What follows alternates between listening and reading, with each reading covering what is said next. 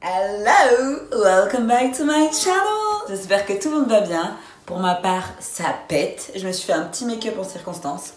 Voilà, je vous laisse apprécier pendant 2 minutes, s'il vous plaît. Merci. Maintenant que j'ai fait la meuf, on peut commencer. La thématique d'aujourd'hui, c'est l'hypersexualisation des enfants. Comme d'habitude, j'ai changé de petit crayon. Voilà, on n'est pas du tout dans la saison de Noël ni des sapins, mais je voulais le dire. On est dans un thème vert, la couleur de l'espoir, les petites notes, évidemment.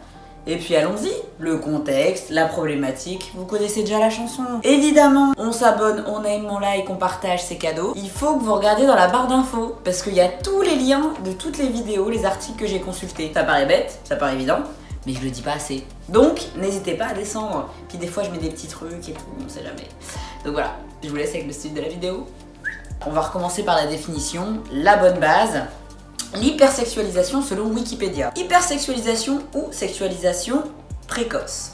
C'est un terme employé par des spécialistes en psychologie de l'enfant, sexologie ou sociologie pour désigner la tendance observée depuis la révolution sexuelle des années 60 à une commercialisation et médiatisation de la sexualité qui affecte le développement des enfants et adolescents. Évidemment, je ne vais pas vous demander de me reciter ça et de le connaître par cœur parce qu'elle fait 4 lignes. Un très gros résumé, ça signifie qu'on approprie à des enfants ou des adolescents des comportements qui sont apparentés à des adultes. Et donc, ça peut être dans la manière de s'habiller, ça peut être dans le langage, ça peut être dans l'attitude, dans plein de choses, on retrouve des attraits adultes sur des enfants. Vous allez observer ici ou ici, en fonction du montage, on verra de quel côté, soit les affiches, soit les comportements directs, soit les choses concernées. J'essaye de mettre voilà, des photos pour que ça puisse illustrer. Les gars, level up, on incruste des images, je sais pas si vous vous rendez compte. Prochain coup, je suis dans le nouveau Nolan. Je vous le dis, vous allez me retrouver sur un plateau, vous allez pas être prêts. Je suis à la régie maintenant. On cesse les bêtises. Faut que je me calme, je suis trop excitée, c'est n'importe quoi, vraiment. J'ai listé des exemples. Premier domaine, le cinéma. 2006, Little Miss Sunshine. C'est un film qui retrace un road trip d'une petite fille qui s'appelle Olive. Et qui part avec toute sa famille pour s'inscrire à un concours de beauté. Et donc, pour pas vous spoiler le film, parce que ce serait bien que vous le voyiez quand même, voilà, on va suivre la famille, comme toute famille déjà, toutes ces problématiques intrafamiliales, les disputes, les amours, les ententes, etc., etc. Et on va aussi avoir cette grosse thématique autour de l'hypersexualisation, parce qu'on part sur un concours de minimis. Donc, avec tout ce que ça implique, on est sur du rouge à lèvres, on est sur un brushing tapeur, on est sur quelque chose de très adulte, et des comportements. Ça fait des danses, ça a des mini-jupes. On a cette petite Olive, petite fille qui est très ronde. Et du coup, elle est déjà hors catégorie. Parce que toutes les petites filles, elles sont toutes minces, toutes menues, etc. Et puis elle arrive, c'est un peu comme le cheveu sur la soupe. Elle arrive avec sa famille un peu bancale, etc. Les autres, c'est les petites familles américaines parfaites. Donc ça envoie un gros coup de pied dans la fourmilière en termes de stéréotypes déjà américains. Disons que Little Miss Sunshine, c'est beaucoup plus dans la douceur, même si on évoque des sujets aussi difficiles, c'est très léger finalement, c'est assez joyeux, vous allez voir l'affiche, c'est jaune poussin, ils se baladent tous dans un combi Volkswagen, donc il y a un côté très famille, etc. Eux ils arrivent, ils bousculent tout, enfin il y a plein de choses qui se passent dans le film, donc franchement c'est un film hyper beau, la musique en plus elle est très très jolie et les valeurs et les choses qui sont pointées du doigt sont très très intéressantes. Donc je vous invite à regarder ce film. Ensuite on a le film Mignonne, donc lui il est plus récent, vous l'avez peut-être vu, il était sur Netflix en 2020. C'est l'histoire d'une petite fille aussi de 11 ans qui s'appelle Amy. Elle est d'origine sénégalaise, sa famille est musulmane. Et elle décide de vouloir rejoindre un groupe en fait de préadolescentes avec lesquelles elles vont aussi... C'est vrai que c'est des choses communes, là on était sur un concours de beauté et là on est sur un concours de danse. C'est 2 films sur des concours, je viens de me rendre compte, je l'ai même pas fait exprès. Il y a aussi pas mal de choses qui vont être abordées dans ce film. Une jeune préadolescente qui questionne les modèles d'éducation, le fait qu'on puisse voir des enfants avec des comportements d'adultes, des poses lascives, des danses, elle apprend le twerk, enfin voilà, des choses comme ça à 11 ans. C'est un film assez intéressant, il est prenant. Ensuite, au niveau de la mode, on va aborder l'histoire d'une jeune hollandaise de 11 ans, Summer the Snow. Elle habite Rotterdam et c'est une mannequin podium. Et elle a déjà le physique effectivement où elle se rapproche d'un mannequin adulte, maquillage, coiffure, etc. Donc ça pose question. Il y a aussi ce côté où elle réussit, elle arrive à tirer sa famille, etc. Elle a un bel avenir alors qu'elle vient d'un milieu défavorisé. Donc il y a cette espèce de balance où on se dit est-ce que c'est une bonne chose, est-ce que c'est une mauvaise chose. Ensuite, on a l'histoire de Yuki et Yumi. C'est des jumeaux chinois de 4 ans qui se retrouvent à défiler sur des podiums en Chine. Et il faut savoir que eux, c'est pas du tout des débutants, hein, donc il faut imaginer qu'ils ont 4 ans. Et il faut savoir que depuis l'âge de 2 ans déjà, ils suivent des cours privés pour le défilé, pour la posture, etc. Donc on est sur des parents qui drivent les enfants. Les enfants sont pas arrivés là par hasard parce qu'ils ont vu une pub. Non, depuis l'âge de 2 ans, ils sont déjà dans le couloir de la mode, quoi. Ensuite, je vais vous parler de la mannequin Heidi Klum, qui est bien connue. Je pense qu'elle était actrice également. Et elle a sa fille de 11 ans, sur certains clichés que j'ai pu voir, qui porte des talons aiguilles, tout simplement. J'ai pas grand chose à dire, juste sa fille de 11 ans porte des talons aiguilles, les mêmes talons que sa mère. Donc faut imaginer, la mère elle doit avoir 40 ans, 45 ans, j'en sais rien, et puis sa fille de 11 ans, elle a les mêmes talons aiguilles à sa taille.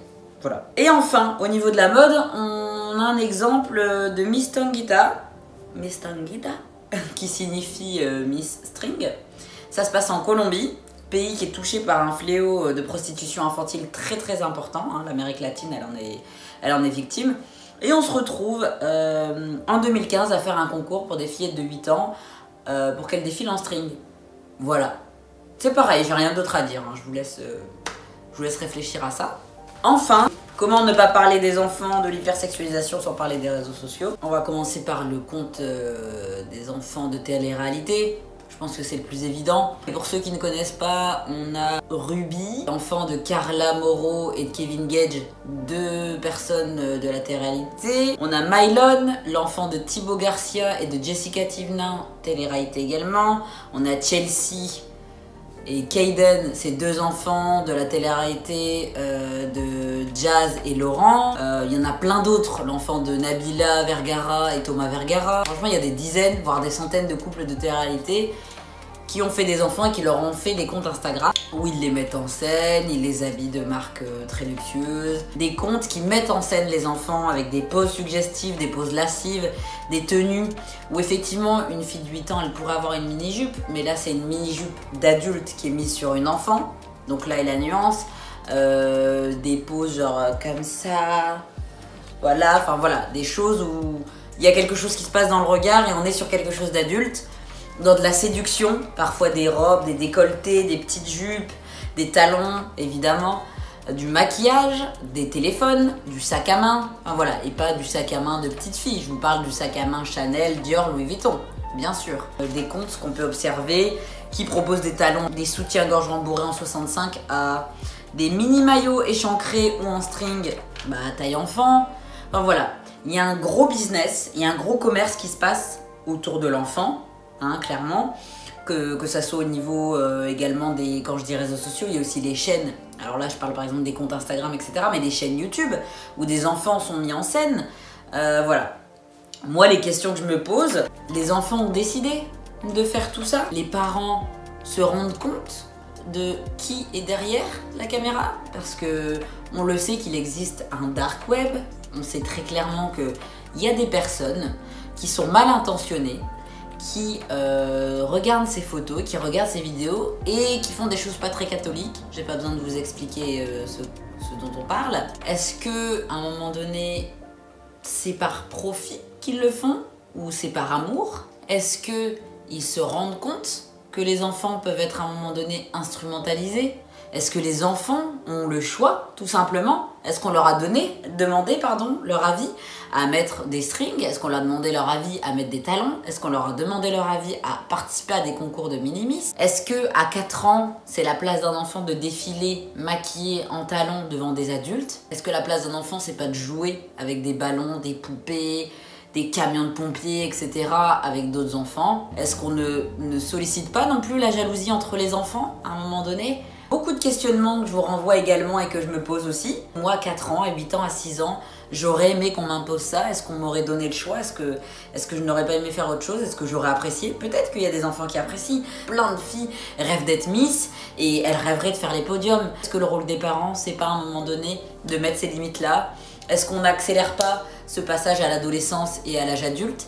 Est-ce que derrière on favorise pas les comportements d'adultes mais qui arrivent beaucoup plus tôt chez des enfants? On favorise cette entrée dans le passage de l'adulte, donc on favorise aussi toutes ces problématiques adultes à l'âge de l'enfant. Les enfants qui se maquillent, donc qui auront des problèmes de peau plus rapides, les enfants qui sont plus facilement confrontés à de la prostitution, à de la drogue, etc.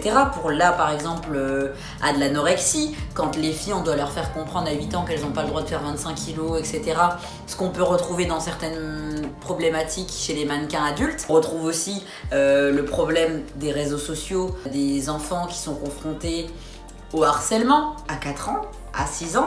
On n'a pas les mêmes armes. Déjà qu'en étant adolescent, on a très peu d'armes pour se défendre. Vous pouvez imaginer un enfant de 8 ans qui se balade en string sur un podium, qu'il y a des personnes qui vont le filmer, le mettre sur les réseaux sociaux. C'est le samedi, comment le lundi à l'école, l'enfant il arrive avec ce bagage-là. La puissance et la rareté de l'enfance, c'est d'être un petit peu immunisé. Toutes ces problématiques, est-ce que finalement en faisant tout ça, on ramène pas des problématiques à des enfants qui n'en avaient même pas besoin? J'espère que cette vidéo vous a intéressé. N'hésitez pas à répondre à ces questionnements dans les commentaires. N'hésitez pas à donner aussi s'il y avait des films, des articles ou des sujets qui vous viennent en tête par rapport à cette hypersexualisation. Je vous souhaite de passer un bon week-end. Je ne sais pas quand est-ce que vous regardez cette vidéo, s'il est tôt, s'il est tard. Sinon, bonjour, bonne nuit, bon appétit, je ne sais pas. En tout cas, je vous fais d'énormes bisous avec plein de gloss et je vous dis à samedi prochain.